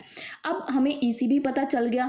अब with the help of ECB हमें डिफरेंस बताना है ऑटोमेटिक रूट का और जो अप्रूवल वाला है उसका। तो सबसे पहले बात करते हैं ऑटोमेटिक रूट। ईसीबी का ऑटोमेटिक रूट क्या है? अंडर द ऑटोमेटिक रूट जो कंपनीज हैं इंडिया की वो इजीली फंड्स को रेज कर सकती हैं थ्रू ईसीबी बिना किसी अप्रूवल की, मतलब उनको आरबीआई के अप्रूवल की ज़रूरत ही नहीं है। यहाँ पे ऑलरेडी ऐसी सेटलमेंट्स की होंगी कि आपको ऑटोमेटिक रूट से जा रहे हो, आप ऑटोमेटिक है सब कुछ, वहाँ पे आपको किसी अप्रूवल की ज़रूरत नहीं है। So this route is typically available to the entities जो सर्टन क्राइटेरिया है गवर्नमेंट के द्वारा उसको मीट करती हैं। इसके फीचर्स क्या है कि आपको कोई अप्रूवल की ज़रूरत नहीं है। इसका एक एलिजिबिलिटी क्राइटेरिया है जो पूरा होना बहुत ज़रूरी है। कुछ certain sectors, types of business projects ही इसी रूट के लिए एलिजिबल माने जाते हैं। ये जो यूजुअली इंक्लूड होता है ये लार्ज कॉरपोरेशंस के लिए होता है, इस्टेब्लिश सेक्टर जैसे कि इंफ्रास्ट्रक्चर, इंडस्ट्रियल प्रोजेक्ट उनके लिए अवेलेबल होता है। It is available for the companies with the proven track record, prove track हो, मतलब उनका रिकॉर्ड है कि फाइनेंशियली स्टेबल कंपनियां, प्रूव है उनके ट्रैक का कि उनका कोई भी बैड रिकॉर्ड नहीं है। ठीक है, इसका प्रोसेस बहुत सिंपल होता है क्योंकि आपको कोई भी इसमें प्रोसीजर फॉलो ही नहीं करना है। सिंपल, आपको इसमें कोई अप्रूवल की ज़रूरत नहीं है, कोई कम्प्लेक्स इसका प्रोसेस नहीं है, सिंपल रूट है, आप इजीली इसको फॉलो कर सकते हो। इंटरेस्ट रेट और टेन्योर की बात करें तो comes with flexible terms regarding, मतलब फ्लेक्सिबल है, इंटरेस्ट रेट बहुत कम होता है जो कि determined by the market and lending agreements में हमें हेल्प करता है। टर्म्स जो हैं टिपिकली कॉम्पिटिटिव होती हैं more than the ones available under the approval route. जो अप्रूवल रूट की टर्म्स एंड कंडीशन है उससे ये वाली कंडीशन जो ऑटोमेटिक ये बहुत इजी होती हैं। Compliance and reporting even through the approval processes, क्योंकि यहाँ पे अप्रूवल प्रोसेस की ज़रूरत नहीं है। So companies borrowing fund under this route must companies borrowing ensure करती हैं कि वो कंप्लाई करें जो भी आरबीआई के रूल्स एंड रेगुलेशन है, क्योंकि बड़ी कंपनीज को रूल्स और रेगुलेशन की नॉलेज होती है तो वो ट्राई करती हैं कि उन्होंने पूरे रूल्स को फॉलो करना है। They also need to report borrowings के बारे में, उनको आरबीआई को रिपोर्ट करना होगा। स्टिपुलेट टाइम फ्रेम बताया जाएगा कि इस टाइम फ्रेम के अंदर आपको उनको रिपोर्ट करना है। ऑटोमेटिक रूट की यहाँ पे एग्जांपल दी गई है। एक लार्ज इंडियन मैन्युफैक्चरिंग कंपनी है XYZ जिसको फंड रेज करने की ज़रूरत है, उसने अपने बिजनेस को एक्सपैंड करना है। सो XYZ क्या देखेगी कि भाई मैंने पूरे एलिजिबिलिटी क्राइटेरिया, क्या मैं इस लोन के लिए एलिजिबल हूँ? अगर वो एलिजिबल है तो वो डायरेक्टली फॉरेन लैंडर्स को अप्रोच करेगी कि मुझे ECB लोन चाहिए। It does not need to seek approval from RBI, क्योंकि उसने खुद चेक किया कि मैं एलिजिबिलिटी क्राइटेरिया के अंदर आता हूँ कि नहीं आता हूँ, मैं सारे रूल्स को फॉलो कर रही हूँ कि नहीं कर रही हूँ। So the company must ensure कि जो लोन है वो कंप्लाई करे, जो भी उसके रूल्स हैं, उसके इंटरेस्ट रेट हैं, जो भी यूसेज हैं, जो भी मैच्योरिटी पीरियड है, इस चीज़ की सारी रिस्पॉन्सिबिलिटी कंपनी ने ले ली। अब इसके बाद देखिए इसका नेक्स्ट पॉइंट क्या है, द अप्रूवल रूट पहले तो हमने देखा ऑटोमेटिक रूट, सेकंड क्या है अप्रूवल रूट। ईसीबी इसका अप्रूवल रूट क्या है, the approval route on the other hand require company to obtain approval from RBI. इसमें आपको आरबीआई के अप्रूवल की ज़रूरत है। आपको प्रोसीड करने से पहले, जब आपको फंड की ज़रूरत है, आपको फंड्स को रेज करने से पहले आरबीआई से अप्रूवल लेना पड़ेगा। ये रूट जनरली इन्वॉल्व होता है, this route is generally more involve and is often applicable for smaller businesses, क्योंकि छोटे बिजनेसेस यहाँ भी स्मॉल स्केल पे हैं तो उनको इतना नहीं पता है। सो दूज इन सेक्टर्स दैट में नीड एडिशनल सिक्योरिटी, जिनको एडिशनल सिक्योरिटी की ज़रूरत है, तो यहाँ पे आपको आरबीआई का अप्रूवल ज़रूरी है। यहाँ पे प्री अप्रूवल की ज़रूरत होती है। फीचर्स क्या हैं, ठीक है, तो यहाँ पे आप फीचर्स में बता सकते हो। सबसे पहले आपको प्री अप्रूवल की ज़रूरत होती है। सेकंड, यहाँ पे आप एलिजिबिलिटी या क्राइटेरिया बता सकते हो कि यूजुअली अवेलेबल टू कंपनीज, जो कि स्मॉलर कंपनीज हैं, ठीक है, क्योंकि उनको हाई रिस्क होता है, उनको नॉलेज कम होती है, ट्रैक रिकॉर्ड उनका चेक करना। तो यहाँ पे आपको एडिशनल सिक्योरिटी के प्रोस्पेक्टिव से एक बार आरबीआई के अप्रूवल की ज़रूरत पड़ती है। इसमें प्रोसेसिंग का टाइम लॉन्गर होता है। इंटरेस्ट रेट और टर्म्स जो हैं अंडर द अप्रूवल रूट ये मे बी लेस फ्लेक्सिबल हो सकते हैं, क्योंकि ये ऑटोमेटिव रूट में नहीं आते हैं। यहाँ पे जो लॉन्ग टेन्योर आपका है, मतलब वो मोर टाइटली रेगुलेटेड है, और यहाँ पे आपका जो इंटरेस्ट रेट है वो कम फ्लेक्सिबल होगा, ठीक है, क्योंकि ऑटोमेटिक रूट की तरह नहीं है। तो यहाँ पे आपको एग्जाम्पल दी गई अप्रूवल की। स्मॉल इंडिया का स्टार्टअप है एबीसी लिमिटेड, तो वो कैसे करेगा, आप रीड करिए। अब की डिफरेंसेस क्या बनते हैं कि ऑटोमेटिक रूट और अप्रूवल रूट में क्या मेन डिफरेंसेस हैं। अप्रूवल की ज़रूरत होती है कि नहीं होती है, आप दोनों में बता दोगे। एलिजिबिलिटी या क्राइटेरिया बता दोगे कि ये लार्ज कंपनीज के लिए होता है और ये स्मॉल कंपनीज के लिए होता है। कम्प्लेक्सिटी ऑफ प्रोसेस, इसमें सिंपल और स्ट्रेट फॉरवर्ड प्रोसेस है, इसमें एक लंबा प्रोसेस आपको फॉलो करना पड़ता है। टाइम फ्रेम, ये क्विक है, ये लंबा टाइम लेता है। टर्म्स एंड कंडीशन, ये फ्लेक्सिबल है, ये कम फ्लेक्सिबल होती हैं। Regulatory oversight, less security by authority के द्वारा इसमें लेस सिक्योरिटी दी जाती है। इसमें एडिशनल सिक्योरिटी आपको प्रोवाइड की जाती है थ्रू आरबीआई। इसकी यूसेज ये है इंफ्रास्ट्रक्चर, मैन्युफैक्चरिंग और अदर सेक्टर्स के लिए, और ये real estate, non infrastructure project और हायर रिस्क सेक्टर्स में यहाँ पे आरबीआई की ज़रूरत पड़ती है। इसके एडवांटेज और डिसएडवांटेज क्या है। एडवांटेज क्या है कि ये स्पीडी है ऑटोमेटिक रूट के। पहले हम ऑटोमेटिक रूट की बात कर रहे हैं एडवांटेज की। ये स्पीडी है, इफेक्टिव है, ये फ्लेक्सिबल है, इसका प्रोसेस बहुत सिंपल है। अब डिसएडवांटेज की बात करें तो इसमें एलिजिबिलिटी लिमिटेड है। सिर्फ लॉन्ग बिजनेस, मतलब बड़े स्केल वाले बिजनेस ही कर सकते हैं। स्मॉल बिजनेसेस या हाई रिस्क सेक्टर इसमें क्वालिफाई नहीं होते हैं। सेकंड, कंप्लायंस रिक्वायरमेंट की कंपनीज को स्टिल ऑल रूल्स गाइडलाइंस को ध्यान में रख के चलना पड़ता है, ठीक है। अब अप्रूवल रूट की बात कर लेते हैं। उसकी एडवांटेज क्या है कि यहाँ पे आपको गवर्नमेंट की तरफ से सिक्योरिटी मिल जाती है, गवर्नमेंट खुद अप्रूवल देती है, दैट मीन्स कोई रिस्क नहीं है। एलिजिबल फॉर मोर सेक्टर्स भी है ये, ठीक है। डिसएडवांटेज क्या है कि ये बहुत ज़्यादा टाइम कंज्यूमिंग है। रिस्क फ्री हो जाता है जब आप गवर्नमेंट से अप्रूवल लेते हो, बट ये टाइम कंज्यूमिंग है, क्योंकि गवर्नमेंट का काम आपको पता है थोड़ा स्लो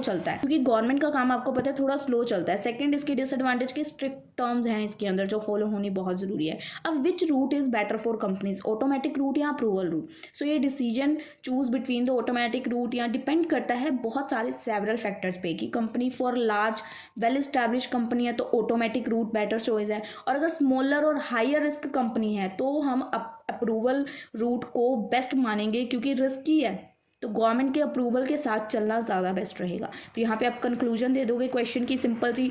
सेकंड क्वेश्चन जो कि 2022 में आया था कि डिफरेंट क्या क्या सोर्सेज हैं एक्सटर्नल बोरोविंग के, उनके बेनिफिट्स और लिमिटेशंस बताऊँ। कुछ सोर्सेज ऊपर वाले होंगे, बट एक्सटर्नल बोरोविंग के आपको अंदर पॉइंट्स हैं, एफडीआई, एफपीआई और भी पॉइंट्स हैं, वो आपको आगे बताएंगे हम, ठीक है। तो सबसे पहले एक्सटर्नल बोरोविंग एक फाइनेंशियल रिसोर्स है जो भी सोर्स आउटसाइड द कंट्री आप कैपिटल रिक्वायरमेंट को पूरे करने के लिए लाते हो, ठीक है। तो ये तो सिंपल चीज़ें हैं जो हमने ऊपर भी रीड आउट की। पहले बात करते हैं कि एक्सटर्नल कमर्शियल बोरोविंग्स क्या होती हैं, जो भी आप इंडियन कंपनीज लोन लेती हैं फॉरेन लेंडर से।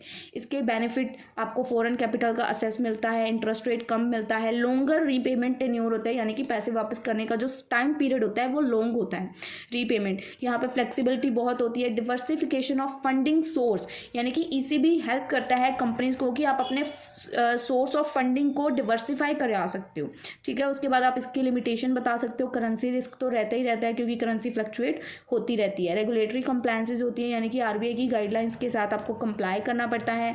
डेट रीपेमेंट का प्रेशर होता है कि इंटरेस्ट आपको रीपे करना है।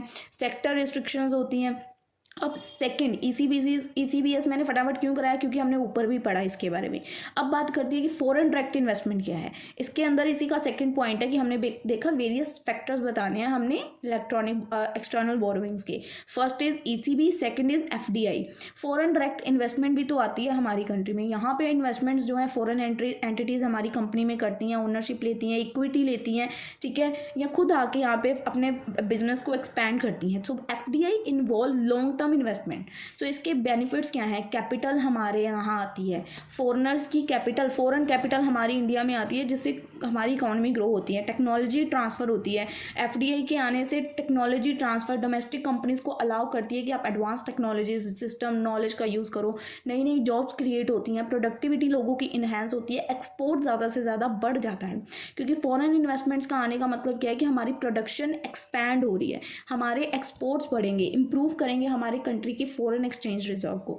एफडीआई की लिमिटेशन क्या है? जब फॉरेनर्स आते हैं तो कहीं ना कहीं हमारा बिजनेस से कंट्रोल कम होने लग जाता है। अगर हम उनको अपनी कंपनी के ज़्यादा शेयर्स दे देते हैं, कंट्रोल उनके हाथ में दे देते हैं, प्रॉफिट रेपुटेशन हो जाता है। फॉरेन इन्वेस्टमेंट प्रॉफिट तो लेंगे ना, क्योंकि उन्होंने जहाँ इन्वेस्ट किया है वहाँ से वो प्रॉफिट का तो डेफिनेटली देखेंगे। Third, culture and operational differences हो जाते हैं, उनका पॉइंट ऑफ व्यू अलग है, हमारा अलग है, डिफरेंट पॉलिसीज़ हैं, ठीक है। डिपेंडेंसी हो जाती है कि जब तक फॉरेनर्स यहाँ इन्वेस्ट नहीं करेंगे तब तक हमारा बिजनेस एक्सपैंड नहीं हो सकता। तो ये कुछ डिसएडवांटेज है। एफडीआई होगी।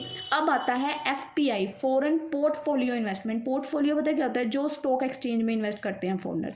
सो foreign portfolio investments refers to the investment made by foreign entities in a country financial market like stock, bonds, securities. FDI की तरह नहीं, एफडीआई में क्या है कि डायरेक्टली फॉरेन डायरेक्ट इन्वेस्टमेंट हमारी कंट्री में आ रही है। यहाँ पे डायरेक्टली नहीं आ रही, फाइनेंशियल मार्केट के थ्रू आ रही है। जैसे कि स्टॉक्स में इन्वेस्ट कर रहे हैं, बॉन्ड्स में, हमारी स्टॉक मार्केट में इन्वेस्ट कर रहे हैं मैंने, ठीक है। एफपीआई इन्वॉल्व इनडायरेक्ट इन्वेस्टमेंट्स हैं, जो कि ओनरशिप जिसमें नहीं जाती। बेनिफिट्स क्या हैं? इसमें इन्हें लिक्विडिटी मिलती है, एफपीआई उनको लिक्विडिटी प्रोवाइड करती है, फाइनेंशियल मार्केट उनके लिए ईजियर हो जाता है इन्वेस्टर्स के लिए बाय और सेल करना सिक्योरिटीज़ को। कैपिटल डेफिनेटली अगेन इनफ्लो होएगी, उनकी कैपिटल यहाँ पे आएगी, मार्केट एफिशिएंसी बढ़ेगी, डिवर्सिफिकेशन होगा। डोमेस्टिक इन्वेस्टर्स के लिए फॉरेन पोर्टफोलियो इन्वेस्टमेंट ऑफर करेगी अपॉर्चुनिटीज़ को कि उनके जो पोर्टफोलियो हैं वो डिवर्सिफाई हो जाए, ठीक है। इसकी लिमिटेशंस क्या हैं? मार्केट वोलेटिलिटी जो है वो ख़राब हो जाएगी, यानी कि FPI are generally short term investments, जो पोर्टफोलियो इन्वेस्टमेंट शॉर्ट टर्म के लिए करते हैं, और उनका जो सडन विड्रॉल है मार्केट, कहीं ना कहीं हमारी मार्केट के स्टॉक प्राइजेस को वो फ्लक्चुएट कर देगा। फोनर्स सिर्फ थोड़े टाइम के लिए इन्वेस्ट करते हैं, तो मार्केट वायलेशन बहुत जल्दी से होगा, क्योंकि उनकी करेंसी का यहाँ भाव, अगर उन्होंने एक शेयर भी खरीदा तो वो 70 का यहाँ इफेक्ट डालेगा, चाहे वहाँ 1 रुपये का है, तो यहाँ वो 80-70 का इफेक्ट डालेगा ना एक शेयर का प्राइस। तो उनके कुछ थोड़े से पैसे निकालने पे भी इंडियन करेंसी की मार्केट हिलजुल जाएगी, ठीक है। इन्फ्लेशनरी प्रेशर होता है, यानी कि फॉरेन इन्वेस्टमेंट्स के इंक्रीज होने से financial market sometimes higher asset के प्राइसेस को कर देती है, जो कि इन्फ्लेशन में महंगाई बढ़ाने में कंट्रीब्यूट कर देता है। लैक ऑफ कंट्रोल हो जाता है, रिस्क एक्सपोजर बढ़ जाता है। External assistance from internal organisation, यानी कि internal organisation like world bank, internationally monetary fund या एशियन डेवलपमेंट बैंक, ये हमें फाइनेंशियल असिस्टेंस प्रोवाइड करते हैं ताकि हम वेरियस प्रोजेक्ट्स को डेवलप कर पाएँ कंट्री के। तो ये जो लोन्स हैं, ग्रांट्स हैं, ये एम, इनका मेन एम क्या होता है कि प्रोजेक्ट्स और पॉवर्टीज़ जो भी हैं उनको सेटल डाउन करना। सो एक्सटर्नल असिस्टेंस जिन बैंक्स की है, जैसे कि हमने यहाँ पे देखा वर्ल्ड बैंक, IMF, ADB, तो ये जो एक्सटर्नल एग्जिस्टेंस है इनके बेनिफिट क्या हैं? अगर एक्सटर्नल एग्जिस्टेंस है, लो इंटरेस्ट लोन मिल जाएंगे, ग्रांट्स मिल जाएंगे, assistance from international organisation come at a concessional rate और लोअर इंटरेस्ट रेट, और हमें लॉन्गर रीपेमेंट का पीरियड भी मिल जाएगा कमर्शियल लोन्स पे। सपोर्ट करेंगे हमारे डेवलपमेंट के प्रोजेक्ट को, कैपेसिटी बिल्डिंग देंगे, यानी कि इंटरनेशनल ऑर्गेनाइजेशन ऑफ्टन प्रोवाइड करेंगी हमें टेक्निकल असिस्टेंस और एक्सपर्टीज़, जो कि कंट्रीज़ के स्ट्रेंथ में मदद करेंगी। अब यहाँ पे आपको लिमिटेशन दी गई है, आप डेट रीपेमेंट करने का आपको जो टाइम पीरियड है वो दिया जाता है कि they still need to be repay, ठीक है। उसके बाद कंडीशनैलिटी होती है, लोन्स जो ऑर्गेनाइजेशन से हम लेते हैं like IMF5 often come with conditions, इसमें भी कंडीशंस होती हैं, लाइक पॉलिसी चेंज हो गई तो आप उन कंट्रीज़ के साथ इकोनॉमिक प्रायोरिटीज़ के साथ अलाइन नहीं कर पाओगे, इसमें आपको डिपेंडेंसी होती है, ठीक है। तो कंपैरिजन तो हमने देख लिया, बट इनका कंपैरिजन अब हम यहाँ पे देखेंगे ना और ज़्यादा क्लियर होगा। देखो ECB, पहले आप यहाँ पे कंपैरिजन करोगे, यहाँ बेनिफिट बताओगे उसका एक, यहाँ लिमिटेशन। ईसीबी का बेनिफिट क्या है, यहाँ पे आपको इंटरेस्ट रेट कम मिलता है, ये टर्म्स में फ्लेक्सिबल है, पेमेंट का पीरियड लॉन्ग होता है। लिमिटेशन क्या है, करेंसी रिस्क होता है, रेगुलेटरी कंप्लायंस, रेगुलर रूल्स को फॉलो करना पड़ता है और रीपेमेंट का प्रेशर होता है। ईसीबी क्योंकि हम फॉरेन से पैसे ले रहे हैं। एफडीआई में क्या होता है, एफडीआई में जो आपका कैश इनफ्लो है, एफडीआई में जो आपका कैश का इनफ्लो है, वो cash inflow technological transfer job create करता है। एफडीआई का बेनिफिट है कि कैश इनफ्लो आता है, और इसका डिसएडवांटेज या कह सकते हैं लिमिटेशन क्या है कि हमारा कंट्रोल छूटता जाता है, प्रॉफिट हम लोगों के साथ बांटते हैं, हम डिपेंड करते हैं कि फॉरेन कैपिटल कब हमारी कंट्री में आएगी, एफडीआई का। अब एफपीआई का बेनिफिट, एडवांटेज और डिसएडवांटेज क्या है। एफपीआई में हम लिक्विडिटी उनको प्रोवाइड करते हैं, कैपिटल इनफ्लो होता है, मार्केट की एफिशिएंसी बढ़ती है। लिमिटेशन क्या है, मार्केट को वायोलेट भी तो करते हैं फॉरेनर्स। जब वो फॉरेनर्स हमारी स्टॉक मार्केट में इन्वेस्ट करेंगे, मार्केट वायोलेट कैसे करेंगे, जब फॉरेनर्स हमारी स्टॉक मार्केट में इन्वेस्ट करेंगे तो एकदम से स्टॉक का प्राइस बढ़ जाएगा, और जब वो पैसे निकालेंगे तो एकदम से डाउनफॉल आएगा। तो मार्केट को वायोलेट करते हैं, इन्फ्लेशनरी प्रेशर डालते हैं, लैक ऑफ कंट्रोल हो जाता है हमारा यहाँ पे, ठीक है। Fourth, external existence. इसका बेनिफिट क्या है कि लो इंटरेस्ट रेट देते हैं हम उनको, लो इंटरेस्ट रेट सपोर्ट करते हैं डेवलपमेंट प्रोजेक्ट्स में, कैपेसिटी बिल्डिंग्स प्रोवाइड करते हैं। और इसका जो हमारा है लिमिटेशन क्या है, डेट रीपेमेंट का हमें बर्डन होता है, कंडीशंस हमें फॉलो करनी पड़ती हैं, सवर्निटी कंसर्न्स होते हैं कि हमें मैं आपको ये पॉइंट यहाँ पे एक्सप्लेन ही कर देती हूँ। The condition attach to external financial assistance may sometime infringe on a country economic sovereignty leading to the policy। जब चेंज हो जाती है तो कंट्री के बेस्ट इंटरेस्ट में कई बार वो नहीं होती है, यानी कि कह सकते हो जैसे फाइनेंशियल असिस्टेंस हम कई बार फॉलो नहीं कर पाते हैं, या इकोनॉमिक जो पॉलिसी है उसमें हम लोग खड़े नहीं उतर पाते हैं, हम उसको बेस्ट नहीं दे पाते हैं अपना, क्योंकि पॉलिसीज चेंज होंगी है, पॉलिसी में चेंजेस आएंगे तो हम अपना जितना भी बेस्ट देने की कोशिश करेंगे कंट्री में, तो नहीं दे पाएंगे, क्योंकि पॉलिसीज चेंज है। हमारा जो अनसर्टेनिटी हमारे इंडिया में या कहीं पे भी आजकल तो बहुत ज़्यादा अनसर्टेनिटी है, पॉलिसीज चेंज होती रहती हैं। तो सवर्निटी कंसर्न आ जाता है कि भाई अगर पॉलिसी चेंज हो गई, मैंने बाहर इन्वेस्ट कर दिया, मैंने पैसे लगा दिए और पॉलिसी चेंज हो गई, तो ये कंसर्न्स हमारे जो हैं ये कहीं ना कहीं बने रहते हैं। तो यहाँ पे एक क्वेश्चन की कंक्लूजन दी गई, आप रीड आउट कीजिएगा, ईजी है। इसके बाद एक क्वेश्चन आता है 2023 में 5 मार्क्स में आया, बहुत ज़्यादा ईजी क्वेश्चन है। एडीआर और जीडीआर क्या होता है, बहुत आसान भाषा में समझाऊंगी। एडीआर क्या होता है, अमेरिकनो डिपॉजिटरी रिसिप्ट, ठीक है। अमेरिकनो डिपॉजिटरी रिसिप्ट क्या होता है, ये जो है एक सर्टिफिकेट है जो रिप्रेजेंट करता है कि आपके पास फॉरेन कंपनी के शेयर्स हैं, पर ये सिर्फ यूएस के लिए होता है, यानी कि यहाँ पे ध्यान से देखो, अमेरिकन यानी कि सिर्फ यूएस का है ये। इसके अंदर आप स्टॉक एक्सचेंज लाइक NYSE और NASDAQ में ही सिर्फ आप इन्वेस्ट कर सकते हो। इसके जिसके पास ये रिसिप्ट होगी, अमेरिकनो डिपॉजिटरी रिसिप्ट का सर्टिफिकेट जिसके पास होगा, वही बंदा ओनली जो है ट्रेड कर पाएगा, और जिसके पास ये है वो सिर्फ यूनाइटेड स्टेट में ही ट्रेड कर पाएगा, only in United state US, ठीक है। अमेरिकन और डिपॉजिटरी रिसीट सर्टिफिकेट जिसके पास भी होगा, इसको कौन खरीद सकता है, who can buy it, US के इन्वेस्टर्स ही इसको खरीद सकते हैं। इसकी करेंसी का प्राइस वो भी यूएस डॉलर्स में ही होगा, क्योंकि इसका नाम ही देखो ना, अमेरिकन और डिपॉजिटरी रिसीट है, तो ये सर्टिफिकेट सिर्फ यूनाइटेड स्टेट के लोगों के लिए ही है। इसकी करेंसी जो है ये डॉलर्स में ही होगी। रेगुलेशन क्या है, ये यूएस की ही सिक्योरिटी एंड एक्सचेंज कमीशन के द्वारा इसको रेगुलेट किया जाएगा। इसका पर्पस क्या होता है, ये अलाउ करता है फॉरेन कंपनीज को कि आप अपने फंड्स को रेज कर सकते हो थ्रू यूएस, यूनाइटेड स्टेट के इन्वेस्टर्स के through, without listing there shares directly, बिना अपने शेयर्स को लिस्ट किए यूएस की स्टॉक एक्सचेंज, यूनाइटेड स्टेट्स की स्टॉक एक्सचेंज में बिना लिस्ट किए आप यूएस के इन्वेस्टर्स से फंड रेज करवा सकते हो। एग्जाम्पल देखो, एक फॉरेन कंपनी है लाइक टाटा मोटर्स, अब उसको यूनाइटेड स्टेट के इन्वेस्टर्स से फंड्स को रेज करना है, उनको शेयर्स देने हैं, तो फॉरेन कंपनी टाटा मोटर क्या करेगी, एक एडीआर इशू करेगी टू अलाउ यूनाइटेड स्टेट के इन्वेस्टर्स को अलाउ करे कि भी आओ मेरी कंपनी के शेयर्स को बाय करो। But this ADR is only for United state investors, not other, किसी भी कंट्री के नहीं होंगे, ये सिर्फ यूनाइटेड स्टेट के लिए होंगे, ठीक है। जिसके पास भी ये सर्टिफिकेट इशू किया जाएगा, उसके बाद यूनाइटेड स्टेट के इन्वेस्टर्स उस कंपनी में इन्वेस्ट कर पाएंगे, ठीक है, I hope it's clear. Second GDR, global depository receipt. Global क्या है, अब देखो ध्यान से, ये बिल्कुल ADR की तरह ही है। ADR क्या है, सिर्फ यूनाइटेड स्टेट के लिए, और ग्लोबल GDR पूरे ग्लोबल लेवल के लिए। GDR is similar to ADR but is traded on international, पूरे इंटरनेशनल स्टॉक एक्सचेंज पे। ये सिर्फ US के लिए नहीं है। यहाँ ये कहाँ ट्रेड होता है, it is traded on any global exchange outside of US, जैसे कि लंदन, लक्समबर्ग, हांगकांग। तो इसको कौन बाय कर सकता है, investors anywhere in the world can by this. ठीक है, करेंसी, डिफरेंट करेंसीज हैं, हर कंट्री की अलग अलग करेंसी है, तो डिपेंड करता है कौन इसको ले रहा है। Regulation, it is regulated by financial authority. जहाँ पे GDR को लिस्ट किया जाएगा वहाँ की फाइनेंशियल अथॉरिटी इसको रेगुलेट करेगी। इसका पर्पस क्या है कि फॉरेन कंपनीज को इन्वाइट करना, भाई आओ यहाँ के हमारे शेयर्स बाय करो, हमारे फंड्स को रेज करो। ठीक है, एग्जाम्पल दी गई है, कंपनी इन इंडिया वो अपना GDR इशू करती है अपनी मनी को रेज करने के लिए, तो यूरोप के इन्वेस्टर्स, एशिया के इन्वेस्टर्स, कोई भी आके वहाँ पे बाय कर सकता है। अब मेनली डिफरेंसेस क्या है, पहला डिफरेंस है मार्केट का।